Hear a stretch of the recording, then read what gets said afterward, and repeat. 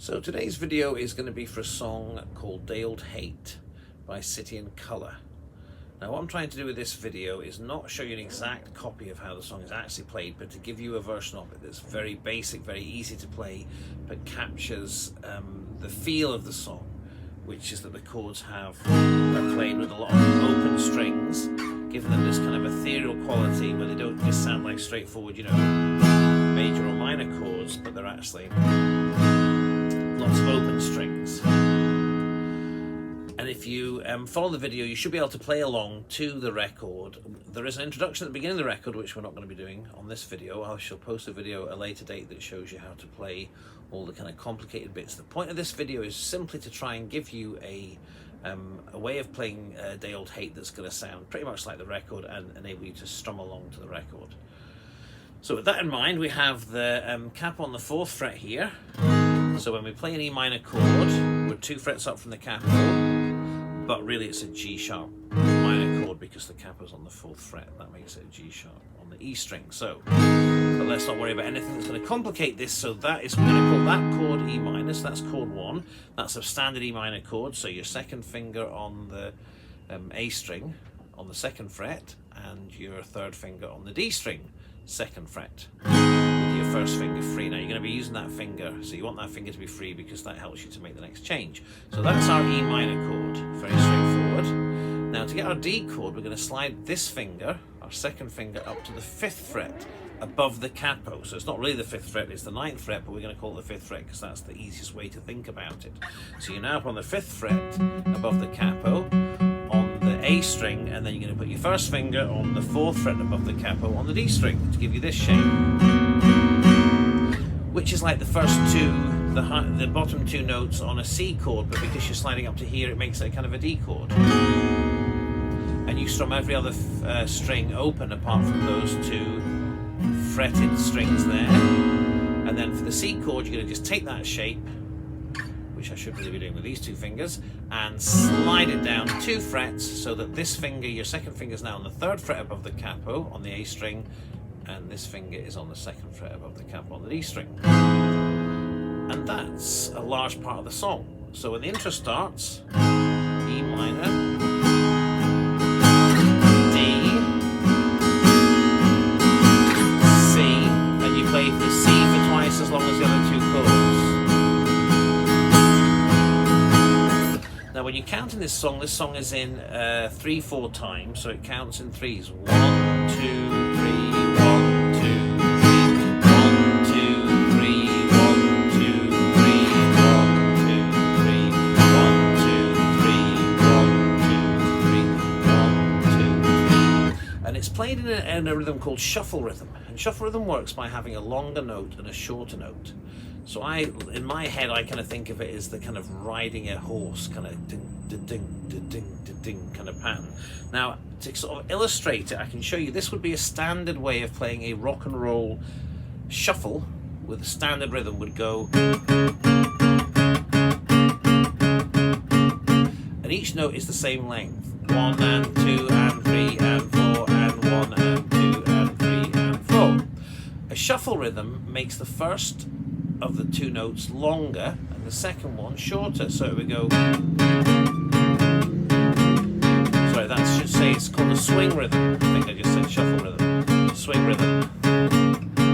And that's the strumming pattern you're trying to do. So on the strumming diagram, you can see that the first arrow is wider, and the other arrows, second arrow, or the other arrows that aren't wider are narrower to denote that you're slightly longer on the first strum, so it's kind of ba da da da, so it's that kind of. Well, actually, the strumming pattern is down, down, up, down, up. The down is slightly longer than the up. Down, down, up, down, up, down, down, up, down, down, down, up, down, up, down, down, up, down. Now, one thing you can try doing, which I think works on a song like this, it's not really it's not a loud song in terms of your strumming, it's quite a gentle strumming. The pattern would tend to be that your first downward strum is going to be the loudest one, and then you're kind of filling in with the rest of the strumming quieter. And one way to control how loud and quiet your strumming is to loosen off your grip on your plectrum.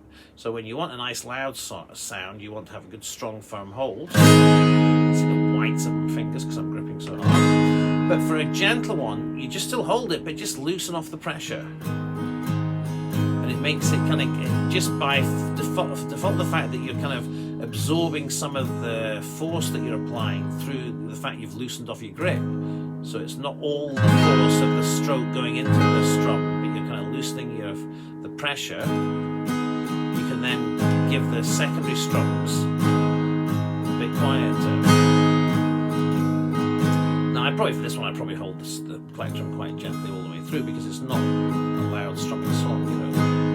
So anyway, so the intro comes in and you do E minor, 1, 2, 3, 2, 2, 3. Then you slide up, so your second finger's up to the 5th fret of the A string, first finger on the 4th fret of the D string. So 1, 2, 3, 1, 2, 3, and then slide it down to the 3rd fret and the 2nd fret, and play that for 4 sequences. So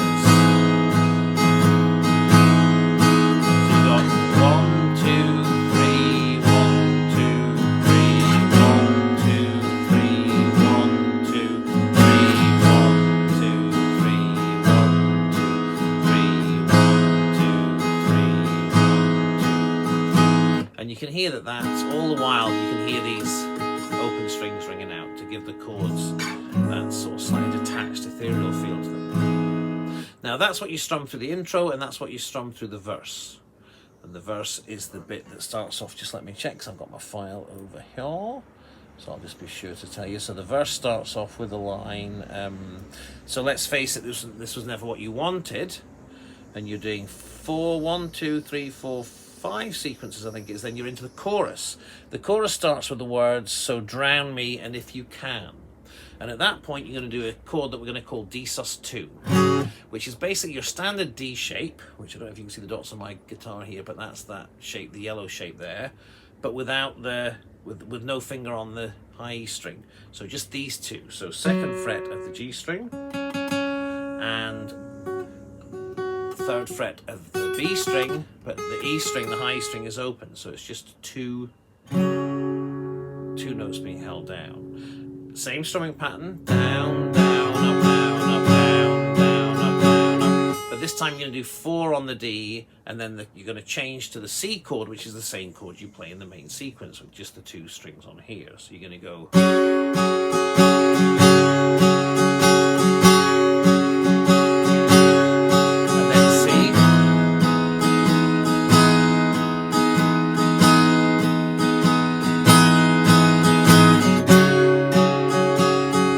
That's the chorus chords, and the chorus goes down to the line where you've got if I falter, I think it goes.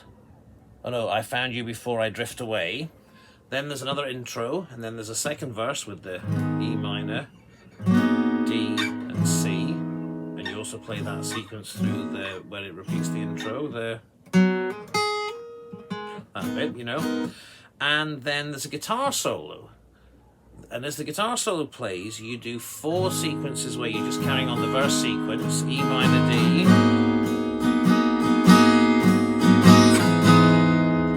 Now, it would be nice if it stayed like that, but I'm sure listening to the record, the last 2 sequences, it just goes to E minor, and it plays it for twice as long, and then goes to the C chord, and it misses out the D chord, and it does that twice. The end of the guitar solo. Down, down, up, down, up, down, down, up, down, up, down, up, down, C. And then the very end, I think it's the things we do to stay alive. The things we do just to stay alive. And that's the same sequence as the verse and the intro. So the E minor, the D,